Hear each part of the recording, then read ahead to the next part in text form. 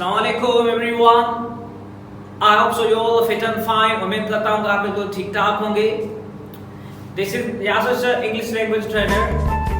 So guys, आज हम फिर से एक और लेक्चर पढ़ने जा रहे हैं सब्जेक्ट वर्ब एग्रीमेंट का. जैसे कि हमने पार्ट 1 और पार्ट 2 पढ़ लिए हैं.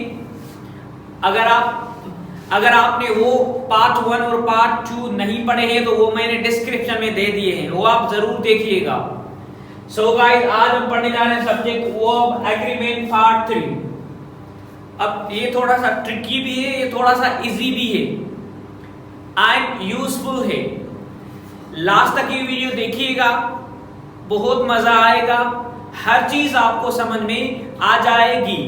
सो गाइस, जब भी चलो बात करते हैं अब इस टॉपिक की. जब भी हेयर या देयर के सेंटेंसेस आए, जब भी हेयर या देयर के सेंटेंसेस आते हैं तो आपको जो वर्ब रखना होता है उस सब्जेक्ट के मुताबिक रखना होता है. यहाँ पर जो हेल्पिंग वर्ब होंगे तो आप हेयर या देयर के मुताबिक आप हेल्पिंग वर्ब नहीं रखेंगे. हेयर इज या देयर इज नहीं गाइस, ये थोड़ा सा आपको ध्यान देना है, फोकस देना है, समझना है. अब देखिए, अब जब भी सब्जेक्ट उस सेंटेंस में जो मेन सब्जेक्ट हो तो आप सब्जेक्ट के मुताबिक आपको हेल्पिंग वर्ब रखना होगा, आपको वर्ब रखना होगा. ठीक है, अगर आपका सब्जेक्ट सिंगुलर होगा तो आप यहाँ पर जो हेल्पिंग वर्ब होगा वो आप सिंगुलर रखेंगे. अगर आपका ये वाला सब्जेक्ट प्लूरल होगा तो आप वहां एज अ प्लूरल वर्ब रखेंगे. मैंने सेंटेंसेस लिखे हैं ताकि आप सही से समझ सकें. ये सेंटेंस है. चलो अब इन सेंटेंसेस को देखते हैं कि कैसे इस टॉपिक को कैसे समझा जा सकता है. देखिए, जैसे मैंने लिखा है देयर आर या there is teachers in the class. अब देखिए, अब इसमें सब्जेक्ट देखना है. अब इसमें सब्जेक्ट जो है वो आपका टीचर्स है, मीन थर्ड पर्सन प्लूरल है.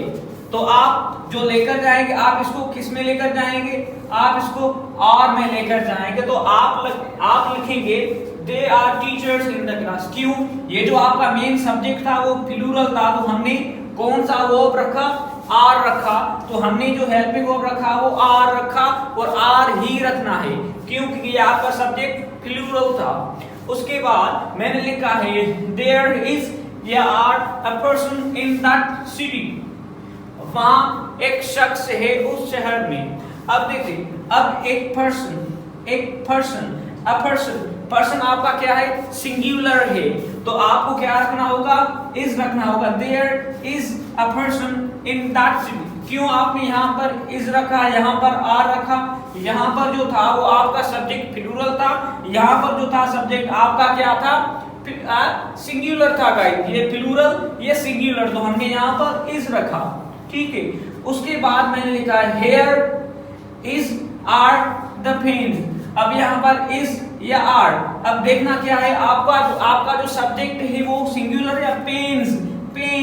जो पेन्स है ये प्लूरल है, तो आप क्या रखेंगे? Here are the pen. ये लीजिए, इसकी मीनिंग ये हुई, ये लीजिए पेन, ये ले आप पेन, तो इसकी मीनिंग ये होती है. ठीक है.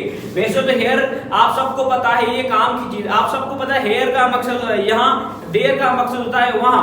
बट यहाँ पर जो इस सेंटेंस की जो मीनिंग होगी तो ये लीजिए. ठीक है, आप ये लीजिए पेन, ये लीजिए कॉपी. तो इस तरीके के मीनिंग जो आप निकाल सकते हैं वो इस तरीके से निकाल सकते हैं. उसके बाद मैंने लिखा है देयर कम्स आर कम. अब ये कैसा सेंटेंस है सर? ये कैसा सेंटेंस है? ऐसे तो जुमला ऐसे होना चाहिए ना, ही कम या कम्स देयर. डियर स्टूडेंट, ये चीज थोड़े ये काम की है, ये बहुत काम की है. अब एडवांस इंग्लिश लैंग्वेज में जो नेटिव स्पीकर्स हैं वो जो सेंटेंस यूज कर रहे हैं वो देयर को ज्यादा स्टार्टिंग में फोकस दे रहे हैं. मींस अब जो एडवांस इंग्लिश लैंग्वेज में जो सेंटेंसेस देयर के यूज हो रहे हैं वो तकरीबन अब स्टार्टिंग में देयर आर हेयर को यूज करते हैं. तो there comes he are, there come he. अब आपको देखना है कि ही आपका थर्ड पर्सन सिंगुलर है, तो आप क्या कहेंगे? कम्स. देयर कम्स ही, वो वहां आता है. इसकी मीनिंग ये होगी. उसके बाद मैंने लिखा हेयर प्लीज, अब वही वाला सेंटेंस है जो मैंने देयर का आपको बताया।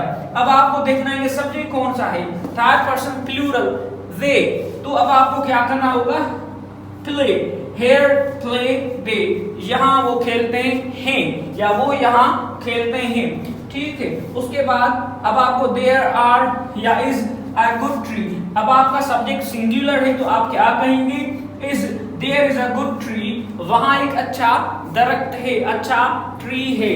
उसके बाद मैंने लिखा है हेयर टीच या टीचेस वी, अब आपका सब्जेक्ट फर्स्ट पर्सन प्लूरल है वी, तो आपको क्या करना होगा, आपको ये वाला आपने प्रेजेंट सिंपल टेंस पढ़ा होगा, तो यहाँ पर क्या होगा, टीचेस नहीं होगा, टीच होगा, हेयर टीच वी, हम यहाँ पढ़ाते हैं। आप ऐसे भी कह सकते हैं वी टीच हेयर, बट मैंने कहा एडवांस इंग्लिश लैंग्वेज में अब हेयर और देयर को स्टार्टिंग में यूज किया जा रहा है। सो गाइस, ये था आपका सब्जेक्ट वर्ब एग्रीमेंट पार्ट 3। मैं उम्मीद करता हूं कि आपने सब्जेक्ट वर्ब एग्रीमेंट पार्ट 3 को सही से समझा होगा। अगर कोई भी कंफ्यूजन हो, कोई भी प्रॉब्लम हो, आप कमेंट जरूर कर सकते हैं। Thank you so much for watching my video. मिलते हैं अगले वीडियो में। Take care, good bye.